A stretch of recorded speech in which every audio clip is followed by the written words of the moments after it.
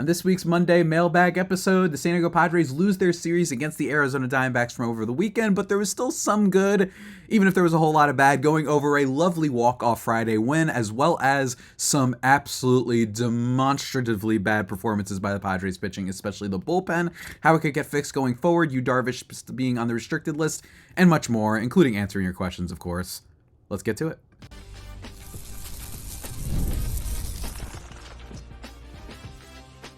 You are Locked On Padres, your daily San Diego Padres podcast. Part of the Locked On Podcast Network, your team every day. Greetings, ladies and gentlemen, and welcome to an edition of Locked On Padres podcast, which is part of the Locked On Podcast Network, your team every day for Monday, July 8th.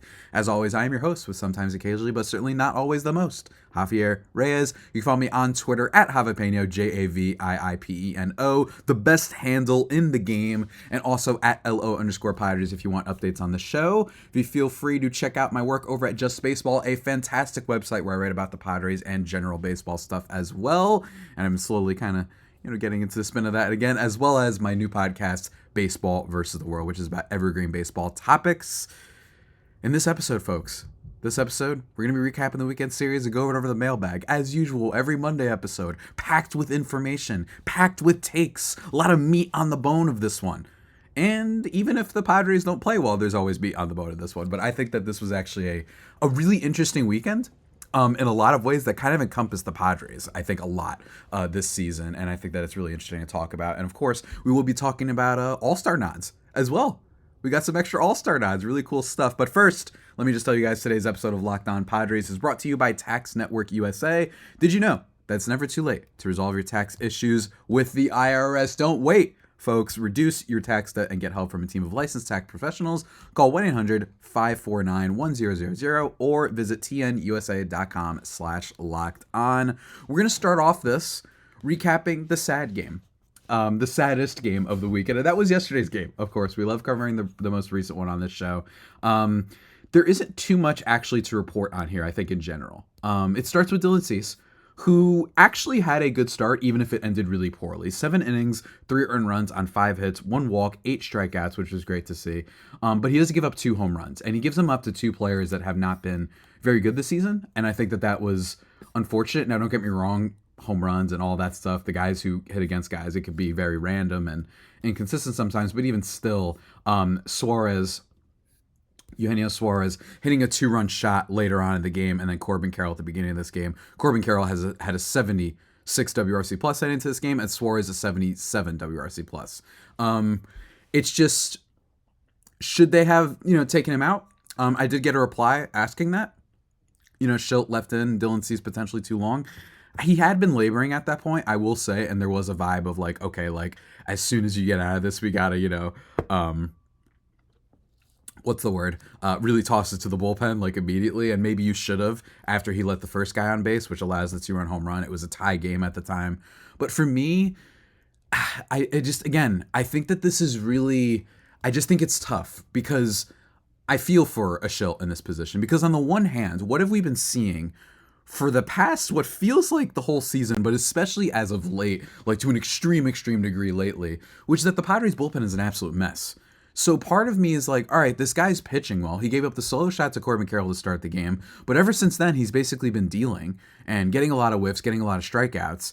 And you're like, okay, let's go trust it to the bullpen now. I just think that you've seen that outside your Robert Suarez, outside your Jeremiah Estrada, outside sometimes your Adrian Morejon, there's too many volatile players in this bullpen that you don't know what's going to happen. So it's not like Schilt's been given confidence that he can take out his starter maybe a tad bit early in exchange for some bullpen help. I understand he had a high pitch count. I understand he was laboring to a degree. But even still, I just want to throw out the devil's advocate approach here and just say, well, it's easier to say that when, he gives up the home run. If he doesn't do that, it's a better start for him overall.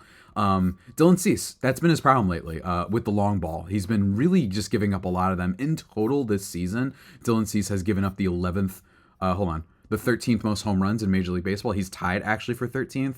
Other guys ahead of him are not great pitchers. Just want to throw that out there, right? So you've got Nestor Cortez, who's on there. Luis Castillo of the Seattle Mariners, who is a good pitcher but having a down year. Marcus Stroman, who's solid, but, he could give up the long ball sometimes. Andrew Abbott, Joe Ryan, Austin Gomber, Aaron Nola, Griffin Canning, Pablo Lopez, Carlos Rodon.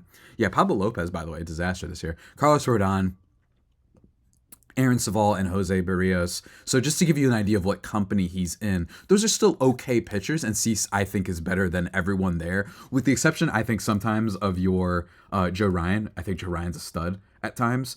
Aside from him, though, it's not the best list to be on, you know what I mean? And I think that this has been a big increase as of late, is him just making these mistakes and looking... And making his starts look a lot worse when it's really just some sole mistakes that he keeps making. His numbers are still good, right? Like, he's still getting a lot of strikeouts. He's still walking less batters than he ever has, and I think that needs to be brought up. And his field independent pitching, his FIP, has been good despite how bad he's been for a while now. I really do still believe, and I know that I keep saying this, his home run fly ball rate is up to 12.2%, so it's a little bit higher than his past previous years. It's higher than every year since 2020. So I do think that there's a middle ground between what he's been doing with how many long balls he's been giving up and what he was doing early on in the season. What he was doing early in the season, I think clearly was pitching above his head.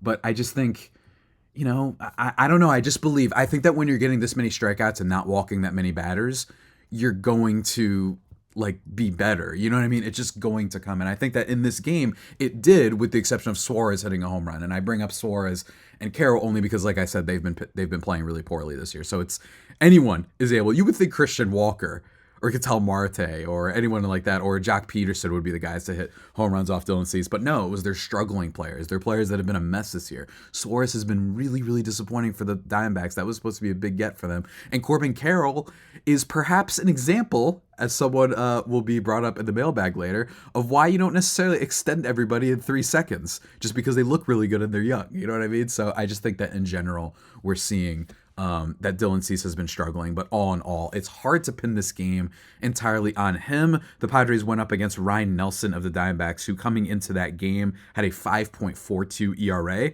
on the season. Granted, slightly inflated because he gave up 6 earned runs in 3 against the Twins, but regardless, he still had a 5.7 ERA basically the whole season. So even if he had a decent stretch, this month, still pretty bad performance from the Padres offense, but it's also hard to get mad at them because their offense did show up all in all this weekend, and it has all season. So it's hard to get mad at them there. Instead, I think this is the classic case of the bullpen. This Padres bullpen is a mess. They bring in Austin Davis, who, like I was just saying, is there any reason to trust this Padres bullpen? I don't necessarily blame Schilt for being like, let's see if Cease can give us 7. That way we can not have to force out your Estradas and your Suarez's. Although I will say, now that I think about it, given that the Padres have a day off today, maybe you should have been more bullish, more aggressive in bringing out your bullpen just because they have a day off today. I'm just thinking of that just now, so maybe that's something you should have considered. But regardless, Austin Davis comes in, goes through 1 inning, gives up 4 earned runs, and then Enyel De Los Santos, who I feel bad. I was just dead wrong about this guy. He's been a disaster, and I think that while the trade still made sense and he still had a lot of value, especially early on in this season, I just think that he's been a disaster of late. He cannot stop giving up home runs. This guy cannot stop giving up home runs, man. And it stinks because, you look across the pond in the American League with Scott Barlow, who's been a lot better this year. Granted, he hasn't been, exceptional or anything like that, but 3.47 ERA. He's got a lower xFIP at 2.87. He's got a great strikeout rate this year. His strikeout rate has actually increased. I think it's one of the highest of his career, if I'm not mistaken. He's got a 34.4% strikeout rate, walk rate at 13%, which is his one issue. But Barlow has been better. I get it. They had to save money. It's still fine, but it is unfortunate. This is what happens when you have to save money. And it once again reiterates my thing, which is why I say, everybody, why are we extending guys when we still have a lot of time left, when we have service time, when we have an advantage? Because then it makes you have to maybe, save $4 million because your average annual salary that goes to Jackson Merrill or goes to a Jake Cronenworth. And then that means, okay, we got to exchange this reliever for another one. And while you did save money and on paper Santos had been pretty good before, makes a little bit of a difference, right? That's just one area, and it's a obstacle you're putting in front of yourself, right? So that's just me. But again, this game, it's a story of the bullpen. I would really prefer if the Padres could go one game without a pitching disaster. It seems like it's either a starter, right? So you've got your Randys have had some bad starts. Your Adam Mazers have had some bad starts for sure. You've got Dylan Cease having some bad starts.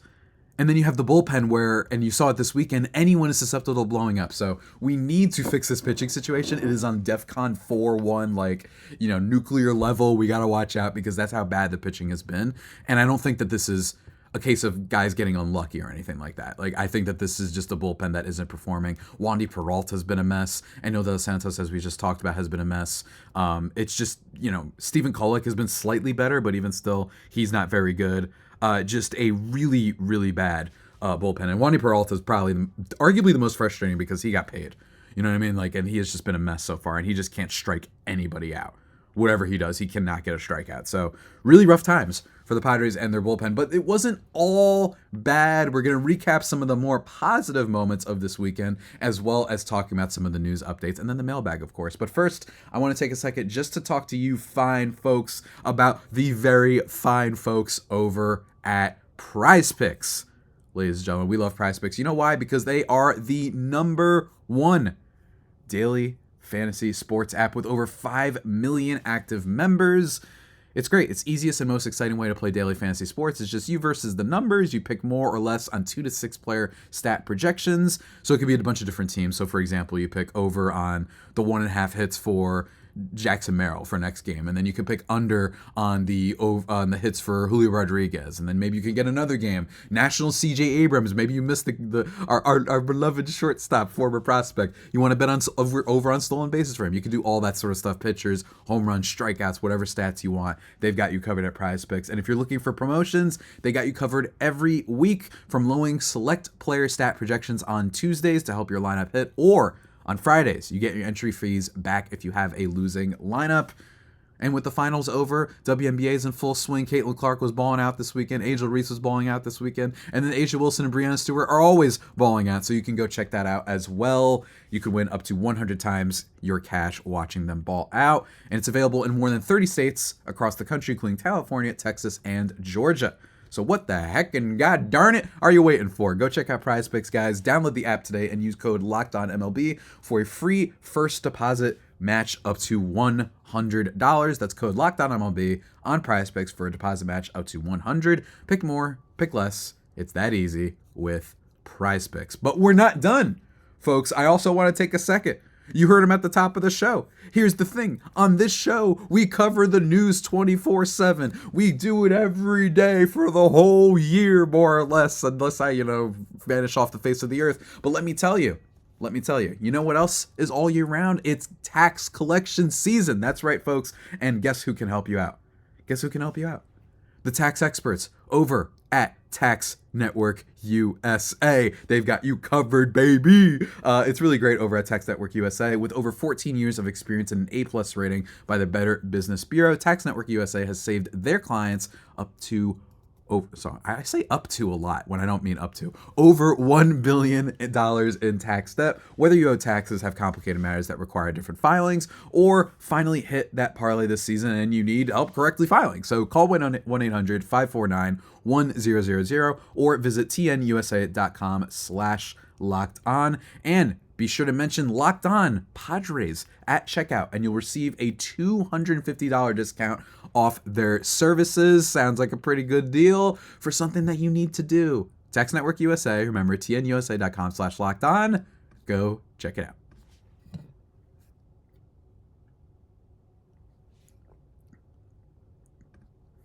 And just like that, folks, we are still thriving and vibing back here on the Locked On Padres podcast.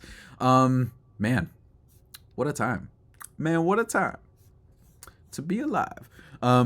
Here's the thing. Saturday night's game was depressing. Not because that they lost, but just because the way that they lost exactly. The Padres on Saturday losing their game in extra innings in the 10th inning, 7-5. Arizona Diamondbacks, Brandon Pfaadt had an okay start. The Padres should have hit him a little bit better, maybe, you could argue, but even still, 4 1/3, 1 earned run on 7 hits, no walks, 6 Ks, a slightly better start for him. he's a pretty decent pitcher. And then for the Padres, you got once again Matt Waldron absolutely balling. 6 innings, 3 earned runs on 5 hits, 2 walks, 6 Ks. Just the quality start machine that he has been continues unabated. Really, really good stuff. I think that, how do I put this? I think that Waldron is just, it cannot be understated how big he's been for this team given the injuries, and especially given the blow up of Dylan Cease over the last month or so. He's been amazing. I know this wasn't like his best start or anything like that, but just being a quality start guy, and I think a lot better with his knuckleball in the start. I think he was sweaty and just not performing well in Boston. Maybe he just couldn't get a good grip on it, and it wasn't getting the swings and misses that he would have liked. But even still, it's really cool that whenever he has a bad start, it's just not the type of start that kills you, the way that the Dylan Cease bad starts have killed you, the way that the Adam Mazur starts have killed you, and certainly the bullpen. So shouts to him. Good day for him. Also, by the way, I forgot to mention yesterday that Jurickson Profar, the god that he is, hit a home run. By the way, that was the one run that the Padres scored, and it was in response to Corbin Carroll homering in the first inning. So shouts to Profar, always there for us. We love you, baby. But in this game, Luis Arraez going 2 for 5. I'm still waiting for him to go on like a real hot stretch. You know what I mean? He's still been hitting well, but no extra base hits over the last couple games. You know, he hasn't walked as much over the past couple games, so we still need more from him. But even still a really solid player. Jurickson Profar 1 for 5 in this one with a double. Does have 3 strikeouts, which is very rare for him. So shouts to Brandon Pfaadt and the rest of the Diamondbacks pitching staff figuring out how to stop him. Cronenworth 2 for 5 with an RBI. Donovan Solano 2 for 5 with 2 doubles. He's just continues to friggin' rake. 1 for 4 from Merrill with a walk, so not a lot there. The big hero of this game was Ha-Seong Kim, 3 for 5 with 2 RBIs in this one, as well as Kyle Higashioka going 1 for 5. I know, he didn't actually do anything, but even still, I just wanted to shout out him because he's been just so much fun to watch lately. And then Manny Machado, who's been on fire as of late. 1 for 4 in this game with the RBI and a walk, but he's been really good for a while now, and I think that he still deserves credit because I think that he's shown you that this early season stink of him was probably due to recovering from the injury. But anyway, this game ends in quite a tragic fashion. The Padres are able to kind of climb their way back in this game slowly. You know, Ha-Seong Kim ties the game 4-4 in the bottom of the 8th inning. And then, unfortunately, the top of the 10th inning comes in which, once again, like I said, there always seems to be a pitching blow-up. They cannot go an inning or a game without some sort of pitcher blowing it, and it seems to be someone new each time, right? So this time it was Wandy Peralta allowing Geraldo Perdomo to get a hit, and then walking Randall Grichuk. Christian Walker gets a single. They have to bring in Kolek, who gets someone to fly out, and then he gets a fielder's choice, and then he gets a strikeout, but not before they scored 2 extra runs in this one. Just really, really, really frustrating for the Padres. And the Padres almost make a comeback in the bottom of the 10th inning, getting a Machado walk. First and second. Then you get Donovan Solano, who hits a double, allowing Jake Cronenworth to score. Then Jackson Merrill gets a walk. Bases loaded. Nobody out. And this is where I know a lot of people want to say this is the problem with the Padres. They don't have a deep lineup. Yes, they do. Their lineup is definitely deep. It's deeper than it's been basically ever since I've been covering this podcast. They have guys all over the place. And keep in mind, by the way, that with Bogarts and Tatis injured, that's why you're seeing some mediocre players like your Bryce Johnson, who strikes out. Ha-Seong Kim strikes out on a foul tip, and Kim is the one, in my opinion, to blame the most for this, because he swung at a pitch that was like up and near his face. He knew it. He was like, oh, I messed up. It's okay. He still was like really big and pivotal in this game. And he's also still been, by the way, very clutch for the most part this year. But really unfortunate that it happened to be the bottom of the lineup. And of course, the Padres bullpen had given up 2 runs or 3 earned runs, with Wandy Peralta, of course, being the victim this time. Doesn't get a single out, by the way, which is, again, isn't it so cringe to have a bad bullpen? It's like, bro, you can't even come in and get like 3 outs for us without exploding. So that's really unfortunate. But Bryce Johnson is the other issue here, where Bryce Johnson, it would be better maybe if Tatis was in my opinion. I mean, maybe I'm going out on a little bit of a limb there, but that stinks. All in all, 2 strikeouts, and then the foul foul away by Higashioka, who I knew wasn't going to get the hit. He's been getting way too many hits for us already that I'm like, there's no way he keeps this up, right? And he doesn't. Just really unfortunate, but I stand by what I had tweeted out, which is that this team's vibes have been so immaculate lately that it's hard to get mad at that. The Diamondbacks still have like a really solid team, and I can't tell if they're going to be buyers at the deadline. I think it might depend on how healthy their pitching is maybe and how well they play. So we could have buried them potentially this weekend. We could have like put them in the dirt and been like, get out of here. It's our division and the Dodgers, but unfortunately they didn't. And yeah, so if Tatis is in, maybe that inning goes differently. And I will say bad strikeout from Kim. And then lastly, should Tyler Wade have been used potentially as a pitch runner or a pitch batter? It's really funny saying that considering how much beef I had with Tyler Wade heading into the season. Do you angle that differently? Do you set it up so Tyler Wade gets at bats instead of Bryce Johnson? Maybe, but I don't know exactly what the lineup would have looked like. I don't know what it would have been like. But yeah, I would have preferred a Tyler Wade in that situation. I think someone had actually tweeted about that too. But I don't know what they could have done. Unfortunately, I don't know. It just happens sometimes. You know what I mean? It stinks. But losing that game, look, they've won so many walk-offs. It would have been crazy if they got another walk-off. But it's just more so the big takeaway is Padres bullpen is a mess. Last game, though, of the weekend I want to talk about was Friday's game, which was absolutely legendary. And we're going to save that for the next segment because I just realized Friday's game deserves more than just a 3-minute sort of monologue for me. We got to dive deep into it because it was a party fiesta on Friday night, folks. But first, I want to take a second to talk to you about the good folks over at FanDuel. Ladies and gentlemen, here's the thing about FanDuel. I love sports. I love them so much. I just don't stop. But as the playoffs wind down, we get fewer games and the sports aren't sportsing like I want them to, but FanDuel lets me keep the sports going. Whenever I want, all you have to do is open that app and dream up any bets you want whenever you're in the mood. And this summer, FanDuel is hooking up all customers with a boost or a bonus daily. So Prize Picks giving you all those entry fees and whatnot on Tuesdays and Fridays, and it's just crazy wild and stuff to, curate your lineup and all that stuff. But this time, folks, they've got you daily. That's right. There's something for everyone every day, all summer long. So head over to FanDuel.com and start making the most of your summer. FanDuel, official sports betting partner of Major League Baseball.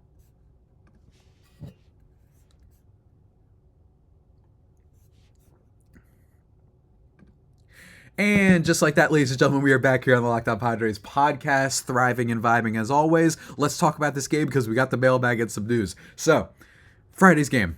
Oh my God, it was beautiful. Final score at 10-8 Padres, and it was a shootout, and it wasn't because of the starter, as I knock over Tatis and Pikachu. It wasn't because of the starting pitching. Randy Vasquez, you're like, oh, let me guess, he got blown up again. No, Randy Vasquez actually did quite well. One of his better starts in a while, which that's what I knew. That's what we all should have known. We're in for a whirlwind with this game. If Randy Vasquez is pitching well, 6 1/3, 2 earned runs on 6 hits, 1 walk, 6 Ks. I still believe he has some potential. I really, really do. Look, I was right about, Matt Waldron having some potential, but I think that there's something there. I think that he has stuff, and I think that more time with this team has been good for him. And again, unlike an Adam Mazur, he doesn't look completely overmatched, Randy Vasquez. I don't think he necessarily has the upside as some other Padres prospects, or even the upside, frankly, of an Adam Mazur. And I still think that, yes, he's been getting lucky at times, but I just fundamentally like and enjoy the fact that he doesn't give up the worst hard contact in the world, and he's not walking too many batters, so that's really cool. All in all, I think that given some more time, he might get better. I do. I won't go out on a limb for it, though, because all the expected metrics, and I'm basically going off of, like, some random anecdotes that I heard from some people and then some other insider data that I've heard. But still, Randy Vasquez, you could do worse than him right now, in my opinion. But we'll just have to see.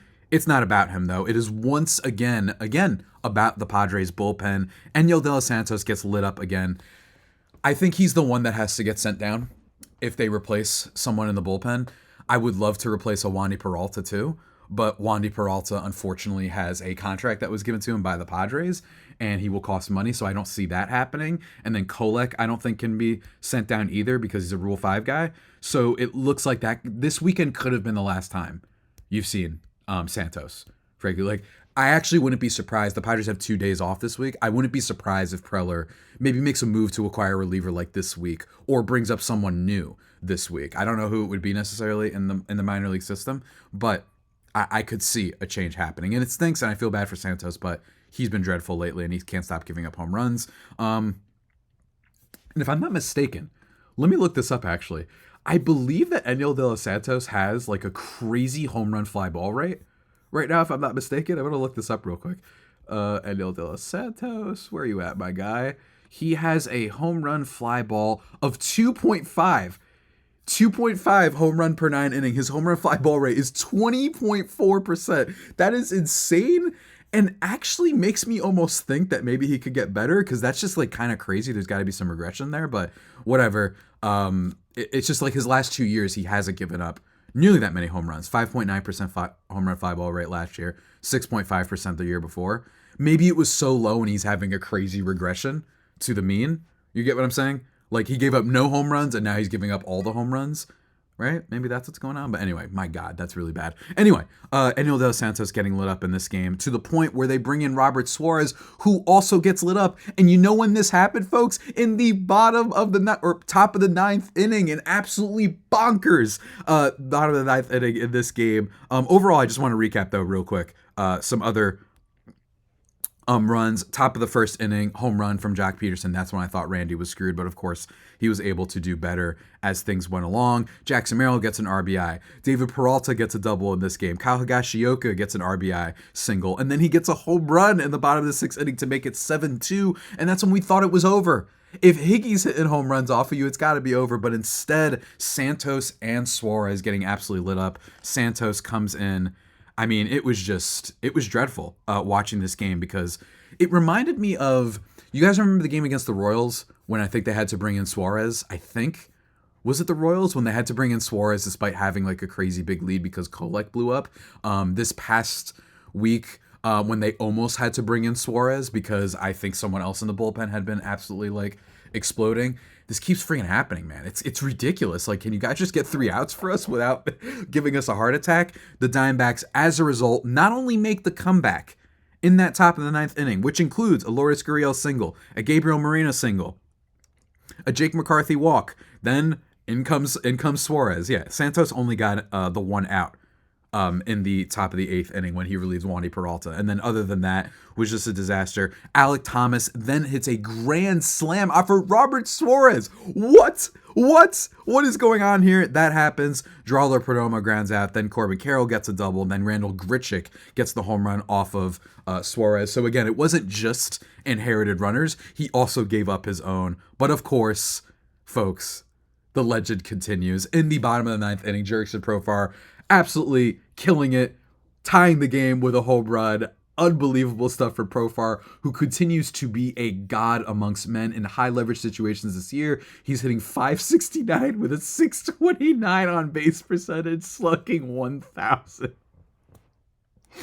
He's got a WRC plus of 354 in high leverage situation. Obviously, this is the type of thing that won't happen for the rest of the year, and it probably won't happen next year either, but Profar is the best story in baseball, and I will not hear otherwise. And then, of course, the Padres, of course, Manny Machado walks it off, swings it. Oh, it felt so good. Love to see it. Love to see the comeback. A great way to end this recap of this weekend series. All in all, honestly, Padres offense, very good. Padres bullpen and pitching, very bad. That's the way to summarize this, and I don't know exactly how it'll get better, but we have some idea of how. First of all, I want to congratulate our guys, Luis Arraez, Jackson Merrill, and the myth, the legend, Robert Suarez, who I know just was really bad in the game we recapped, also being named to the All-Star ballot. The only one there that is a little bit maybe possibly undeserving is Arraez, just because there are better players out there. I don't know if there's better players necessarily in the National League at second base. And also, who cares? Arraez is cool. Who doesn't like watching Luis Arraez hit, right? Like, I mean, he's just fun. We love Luis Arraez. But congrats to them. And honestly, just a tiny bit surprised about Jackson Merrill, just because I thought maybe this is me being ignorant, but I just thought like, oh yeah, because he's a rookie, he's not going to get it. But he's been so good this year that I guess there's no reason why he can't. But I will say that there's been Bryce Turang of the Milwaukee Brewers, better defensive player than Arraez, hitting overall just as good as Arraez. You know, a guy like him, Jonathan India, I don't know if he made the All-Star game, I forgot. A Nico Horner. There's some other guys that potentially should have made the All-Star game at second base over our guy Luis Arraez, who's 17th in F4 and among second basemen. But regardless, who cares? I don't care. This Padres team rules, and I'm happy for them. Other news thing, Yu Darvish replaced on the restrictive list. Yes, I understand what you guys might be thinking. This guy, like just 2 weeks ago, was supposed to make his return for the Padres, and then he re-aggravated an injury, and now he's got this. Really unfortunate, but his restricted list. He's dealing with a personal matter. Of course, you can't hate that. You can't complain about that. This is life still. These are human beings, and they got to go through stuff. But again, it does reinforce the issue of Padres really needing some starting pitching and some bullpen very desperately. So we'll see how that pans out. But let's get into the mailbag. We're taking way too long talking about the mailbag. Not too many crazy questions this week, but regardless, we answered them. First, I want to give a shout out to Kaz, who always sends me a DM every week, which of course you can do at Javipeno, Javiipeno, if you want your questions read on Monday. Do you think the Pods can stay hot after the All-Star game and still win series and still be in the playoff picture? And do you think AJ will make some moves after the All-Star game? Love the podcast. Still Friar Faithful. Go Padres. Of course, I think the AJ Preller will make moves after the All-Star game. Of course. He can't help himself. I think Jack Flaherty's going to be a Padre. I really do. I think Jack Flaherty's going to be a Padre. I can't get a vibe on Garrett Crochet where he's going to go. I don't know if the Dodgers are going to say, wait, screw this. We literally just lost Yamamoto, Mookie Betts. Like, we need some star power. We need some reinforcements. I can't tell. It's going to be annoying as heck if the Dodgers, once again, are the only team that wants good players outside of the Padres. You know, it's like the two teams that actually try in Major League Baseball are the Padres and Dodgers. And unfortunately, the Dodgers are in our division. And yeah, absolutely, I still think they could do well after the All-Star game. I said that they can make the playoffs when we got swept by the Mets. I still think that's possible. My thing is I just don't want to overcommit to this roster because I still think in general you got to be careful with this team. And while they've been so much better, and it's much better of a team than last year, just fundamentally, I'm cautious about that. But I think that a rental like Jack Flaherty could be, he would just be awesome, because he's been an elite pitcher. And then there's also some rentals around the league from your Eric Feeds, not Eric Feed, I think you'd have him next year, but your Yusei Kikuchis, right? Like there are pitchers out there. I think I mentioned Patrick Sandoval last episode. Guys like him, Sandoval's hurt for the record, but guys of that nature, guys who are just going to be able to come in and throw innings for you, I think are really important for starting pitchers right now for the Padres. But regardless, we'll have to see how the deadline transpires. And of course, Ramen Murdy as always as well. Question for Monday's episode. What are your thoughts about Mike Schildt's performance as our manager so far? I think he has done a great job of keeping everything going with all the injuries. Team chemistry is really good as witnessed by the comeback wins. Agreed. I think the chemistry is good. I will say overall, though, that just, how do I put this? I think that I don't want to fully give Schilt credit for the comeback wins, only because I just think that this is what you see every year in baseball and specifically.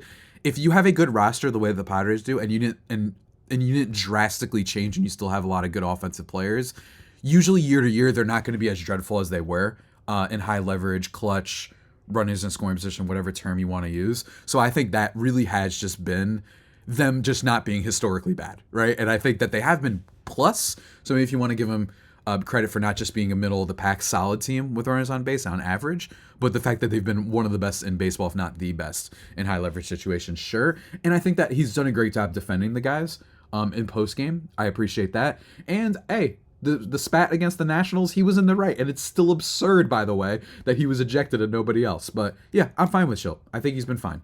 I don't think he's the reason for success this year, but he's been fine. And at the very minimum, yeah, the chemistry does seem pretty better, at least from the outside perspective. But I will say it's hard to judge chemistry because, yeah, obviously if you're winning, it's going to look better, right? You know what I mean? So obviously it's going to be better, but we'll see. At Eric Hancock 3186 on YouTube says, "Oh no, saying the Mariners have had a bad offense and that they should be ranked below the Padres just screwed the Pods. Now when we play them, Seattle is going to have an offensive explosion against San Diego. Hopefully they don't, because that offense is really, really bad. But I agree with you, man. Hopefully I didn't jinx them." Another comment from at Tony Sue 8860. Brewers going to sell? This morning they traded for Keuchel, who's having a bad year with Tampa Bay. Somewhat related, this is relevant to the Padres because if they trade, they have been a trade partner with the Padres many times before with the Trent Grisham trade and with the Josh Hader trade, obviously. I don't know. The problem with the Brewers is that they're the Brewers, but they are also still in first place and have been very, very good this year, from your Bryce Terangs to your Christian Yelich's. But it's also weird because, again, they are the Brewers. Keep in mind, everyone, they traded away Josh Hader when they were winning their division.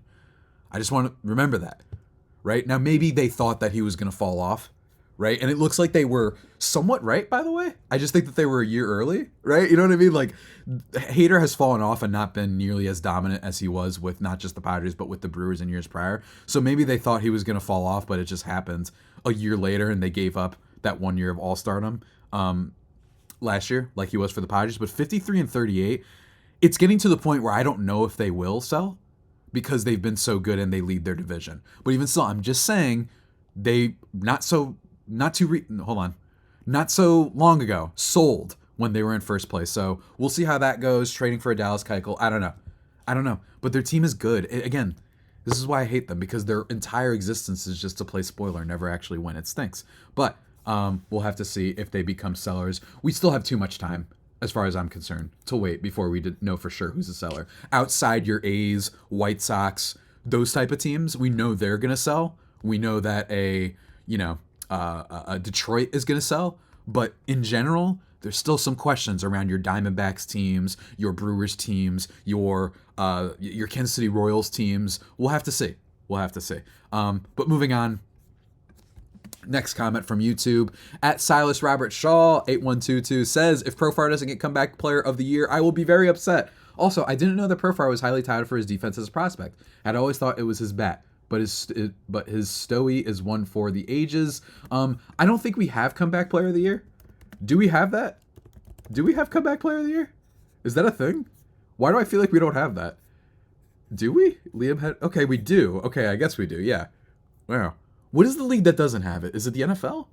I thought there was a league that doesn't have it. Whatever. Anyway, last year it was Cody Bellinger. So honestly, same sort of career arc, except the difference is that Profar, unlike Bellinger, had never been good like on this level before. Bellinger won an MVP and was Rookie of the Year, right? So yeah, Profar better win comeback player of the year. It would be insane if he doesn't. Even if he's not nearly as good for the rest of the year, it would be insane if he doesn't win. So I think that that's pretty much a lock.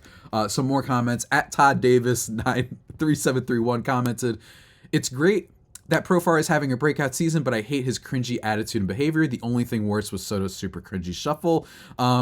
This sounds like an unwritten rules. Old man, take your nonsense off my YouTube channel. Miss me with that. Profar has had a couple moments where you're like, bro, come on, man. Like, they're not trying to start anything with you. Relax just a tiny bit. But also, no, all in all, he's been great. And you making this comment, sir, after the Nationals thing, you're trying to tell me that it's cringy that Profar, who has been so bad his whole career, who has been messed up by injuries, who's been crawling his way, barely staying alive at MLB services, him celebrating because he hit a walk-off because they wanted to pitch to him instead of Arraez, and him pumping up the crowd and, God forbid, taunting the opposing dugout just a tiny bit. That's cringe. But then the Nationals with the worst qualified catcher in Major League Baseball, the worst qualified catcher, Keibert Ruiz, stepping and getting in Profar's face, and Davey Martinez said, yeah, we don't appreciate that, you can't do that. That unwritten rules aren't cringy? Miss me with that nonsense, sir. Get off my YouTube channel. At Billy Buckshot 6909 says, commented, of course Profar was a shortstop. Our whole outfield is shortstops. The whole team minus the pitchers and catchers are shortstops. The San Diego shortstops. Just made me laugh. True. Fair enough. And shows a philosophy about them. We'll have to see. Moving on, though, to another comment. Hold on, where am I? I'm losing my comments. It's pure madness to talk about extending anyone. This coming from GJL Creative Studios. It's pure madness to talk about extending anyone who isn't in the last year of their contract, as if we have all this cash sitting around and half our roster isn't locked up for 5+ years already. Agreed, sir. See Corbin Carroll, he also says. Agreed, sir. So again, that's why I'm against extending people right now. Let's just wait a second. Let's just wait. Just a little bit. Let's wait. And by the way, maybe this offseason we'll see that the Padres have more money. What I'm saying, a lot of free agents, you don't know how things are going to develop, and agreed, Corbin Carroll was like fringe MVP last year, guys. This year, he's like LVP, right? This is a guy who has had a 60-point drop at WRC+, not playing the same level of defense. Like, he's been bad. And I'm not saying that means you don't want to keep him, but it's more all you're doing is hampering your team's ability to add around that player around it. Don't get me wrong, you still want to do it because the argument is that then you won't have to pay them the like $400 million in the future. But it's really bullish to just assume that these guys are going to be stars. I know that they're high-level prospects, and in the case of Merrill, he's been amazing, but I'm just like, he's still going to get paid. Like, the arbitration value is going to go up. I'm just saying, and the Atlanta Braves. Yeah, but the Braves are also, guilty of witchcraft, and they've managed to somehow procure more lower contracts than everybody else. And unlike the Braves, their best overall player, Ronald Acuna Jr., at least usually, like, they got him for like $10 million a year for 10 years. We are paying Machado, we are paying Tatis, we are paying Bogarts, we are paying Musgrove, we are paying Darvish. Like, they didn't get any discounts on those guys. So I just think that the idea that we have to extend everybody's crazy, and I absolutely agree with you, sir. Folks. What can I say? That about does it for the mailbag, folks, on this here podcast. I think that one of the biggest issues I have with this Padres team is that they have not achieved supernova quality yet. I don't even know what I'm saying right now. I think that this team, we're going to have to see if they enter that supernova at this trade deadline. I don't know. I don't know exactly what they're going to get. I would prefer a deadline in which they just find out the edges because, again, I just want to keep that farm system going. I don't know how things are going to age, and we don't really know how Xander Bogaerts is going to be when he gets back. We don't know how Tatis will be when he gets back, but more importantly, when he gets back. So I'm just really against spending a lot of farm system capital. That's what they've been doing for years. I like this team. They're clearly a contender, but could also go by the wayside. They could go out and get swept this week, and we're all like, oh no, never mind. You know what I mean? Like, it's too early to say. It's too early to extend guys. It's just, there's too many variables. Folks, don't you get what I'm saying? There's too much going on. But regardless, I think that this is going to be a really, really entertaining deadline. I don't think people realize that there's a lot of players. The Blue Jays, what if they go crazy and start selling off? Like, there's a lot of fun stuff going on. The Cubs, it was recently talked about. Speaking of teams that have been disappointing and weird this year, the Cubs, they reportedly, like, everybody could be on the table with the exception of, I think, like, Justin Steele maybe might be the only one that I saw, but, like, everyone could be on the table. That's a team to target if you want some help, except for bullpen. They can't help us with bullpen. Their bullpen's really bad too, guys, so don't go to them for that. But, yeah, we'll just have to see everybody. With that all being said, that about does it for today's edition of the Locked On Padres podcast, the only pod that may be better than the Padres themselves. Remember to subscribe to the podcast wherever you get your podcasts from. And by the way, last thing, someone messaged me. Speaking of mailbag, I forgot to read this. My guy, Peggy Totsky, mentioned and DM'd me that Jeremiah Estrada has been pushing through some illness stuff lately, and that explains why he's been bad lately. So shouts to you, sir. I had missed that article. I genuinely did not see that. And if you actually look at when he was reportedly when he started getting sick, March 20th to June 7th, 0.87 ERA, in 20 and what was it, 2/3 innings. And then in 10 innings from June 2nd to July 4th, when they say he got sick, 7.20 ERA. So maybe that's the big reason for all this. So shouts to you. I'm going to repeat this on tomorrow's episode too, just because I forgot to mention it today. So we'll see.